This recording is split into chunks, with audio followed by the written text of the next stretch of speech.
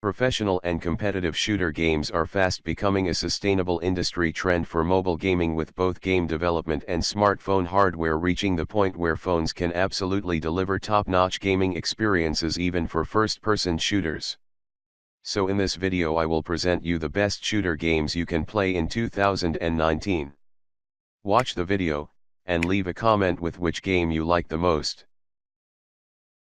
Taking it back to its very core, Modern Combat Versus is part Call of Duty style multiplayer, part Overwatch. That sounds spectacularly exciting for FPS fans, but maybe don't get too excited just yet. Taking part in 4 vs 4 multiplayer battles, you've currently only got the one objective type to deal with. It's a King of the Hill style deal, with you having to control a certain point on the map for a brief length of time in order to win. It's a common concept and one that's very easy to get to grips with, which is lucky as it's the only objective there is just yet.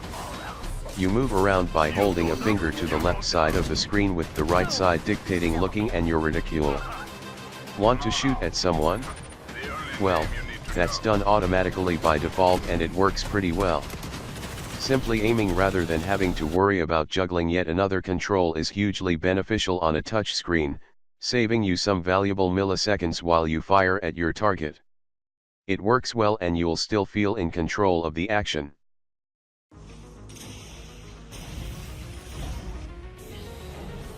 The Nova titles are some of the most successful shooting games out there. Nova Legacy is the latest title in the series. Unlike Modern Combat, this one has a more sci-fi focused theme.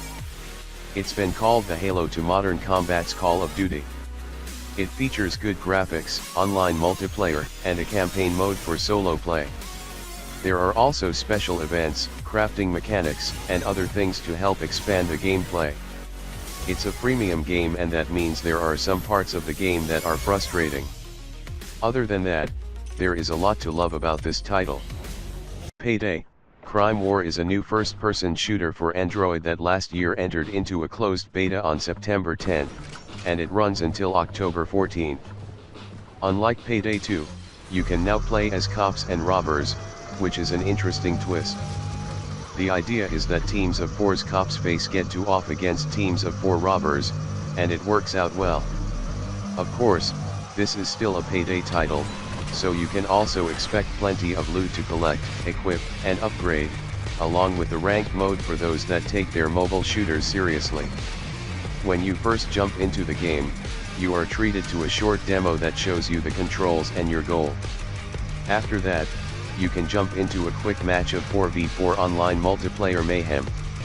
Whether or not you play as a cop or thief is totally random. Once you are in a match, your goals are pretty basic. If you are on the team of thieves, you need to drill into multiple safes.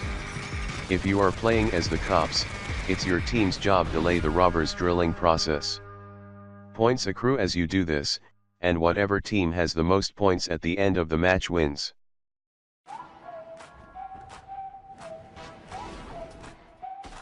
Obviously, Fortnite isn't a new game. In fact, it recently celebrated its first birthday and has been out on iOS for months. But that doesn't change the fact that its arrival on the Android platform is going to make many people happy, even if some may have been upset that Samsung users got to try it first. As we suspected, Fortnite for Android isn't on the Play Store, but accessed via Epic Games' dedicated app, which is also available on Samsung's own App Store, if you prefer to have it managed through Samsung. My test device, S9 Plus, was able to comfortably run the game at its Epic Max settings, although the choice of frame rate maxes out at 30 FPS.